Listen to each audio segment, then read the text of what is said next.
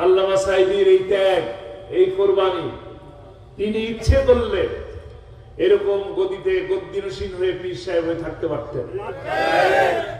তিনি ইচ্ছে করলে যে মুহূর্তে জেলে ছিলেন, আমার ভাই সাক্ষী আছে, তিনি জেলে বন্দী হলেন, গণভবন থেকে অনেকবার প্রস্তাব এসেছে, অনেকবার, বহুবার দল ছেড়ে দেন, জামাত ইসলামী ছেড়ে দেন, 4 দলীয় জোট ভেঙে ফেলেন, আলাদা দল করেন, অনেক অফার। কোনো অসুবিধা হবে না, মামলা টামলা সব চলে যাবে। কিন্তু তিনি কি তা করেছেন? কারো কাছে আপোষ করেন না, এক আল্লাহ ছাড়া। এক আল্লাহর কাছে মাথা নত করেছে, আর কারো কাছে নয়।